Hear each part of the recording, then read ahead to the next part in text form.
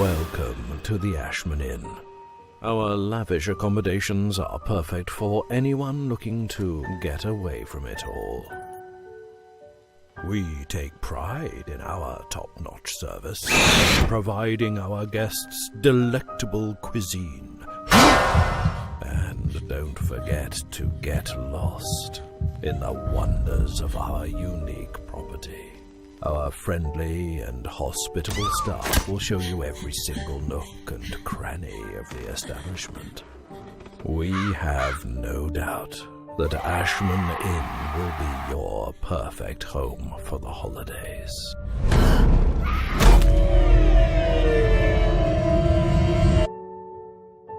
Good evening, Mr. Ashman.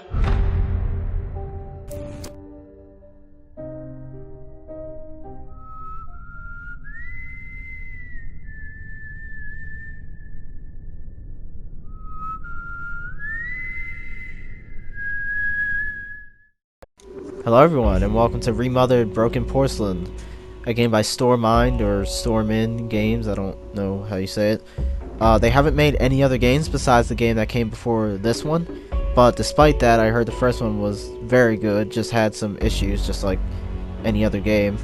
And as you can tell from me saying that, no, I've never played the first one, which is called Remothered Tormented Fathers. So if you're like a huge Remothered fan, and I state the obvious, it's not because I don't know what I'm talking about, I just want to keep this video open to those who have also never played the first one. So yeah, Remothered Broken Porcelain is about a rebellious girl named Jennifer who was expelled from her all-girls boarding school and sent to work as a maid at a hotel called the Ashman Inn. She actually ends up suffering an injury trying to escape the inn, but after all that she meets a fellow maid named Lynn, and the two of them become friends. They start to witness strange occurrences involving the inn's residents, like figures seen roaming the halls, ominous presence just lingering from inside the hotel in general. The two have to escape with the truth of the hotel and hopefully with their lives as well. So yeah, something I found really interesting while researching this game is that it's set in midday.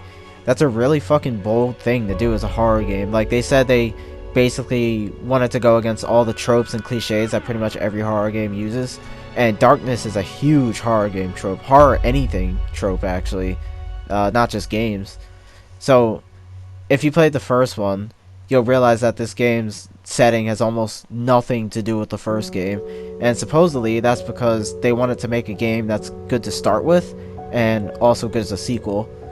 The game is still in the same universe as Tormented Fathers, so it's going to have references here and there to that game that you wouldn't understand if you've never played it. I think that's really cool, actually. So I want to mention that they probably wouldn't make it a point to tell us that Jennifer is injured without it having some sort of effect on the gameplay. Like, for example, Rosemary Reed, which is the protagonist from the first game, she could defend herself when she gets caught by her pursuers. So like, if you had a pair of scissors on hand when you were caught, you could stab them and make a quick getaway, basically. And I'm thinking Jennifer won't have this mechanic because her arm is injured. And yes, I know she has another arm that's perfectly fine, but I can't think of another reason they would tell us that. I mean, maybe they are literally just saying it to say it, but that could be the trade-off for her being more agile or something, because she's a lot younger than Rosemary Reed, so at least from the looks of it. So what is the gameplay like? Well, the idea is to just find the items that will allow you to advance in the game. So for example, there could be a locked door and you need a key, but the key is in a safe, so you need the code to the safe. So kind of like Resident Evil, if you've ever played those. If you're interested in this game, I'm sure you have at some point. But the catch is that you have to complete all these tasks with a pursuer on your ass at pretty much all times. But you can hide under beds, in closets, stuff like that, but you can only hide in the same spot so many times before they learn like that you always go there. So yeah, and you can find items to defend yourself if you get caught, like I said, at least in the first game.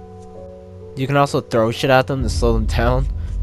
So in the first game, your pursuer was just a guy that admittedly had every right to hunt you down, but that's irrelevant.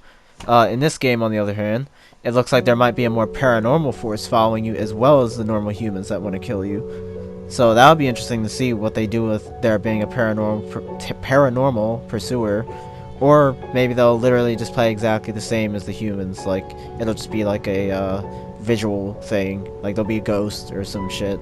Who knows, really? So the AI in Tormented Fathers was like decent, I heard, but nothing great. Supposedly the AI is like much better in this game, like a lot less predictable. Oh, and one thing I wanted to mention, this might mean absolutely nothing, but in the trailer they show a bird in a cage, and I'm wondering if you can like alert that bird somewhere on the level and in turn alert the people chasing you. That'd be pretty interesting. Just a random observation I made. So I guess we'll just have to see about that one. Another story detail I forgot to talk about was like connection from the first game to the second game. Apparently Rosemary Reed knows the owner of the Ashman Inn, so I'm sure they'll expand upon that. But anyway, fun fact, the voice actress for Jennifer is a YouTuber called Elsie Lovelock, and I had never heard of her until now, but yeah, she's a singer and obviously an up-and-coming voice actress, so I thought that was pretty cool to see. So yeah, that's pretty much all the info out there on this game that I could dig up. I may have missed something. If I did, let me know. This series is planned to be a trilogy, apparently, so yeah, the third game is already confirmed, and I respect that because most companies their size wouldn't dare take the risk of promising a third game when the second one might not do so well. But yeah, that's about it. If you're wondering about the release date, it comes out this summer, 2020, unless it gets delayed by fucking coronavirus, and it'll cost about $30 US. So yeah, I'll see you guys next time. Peace.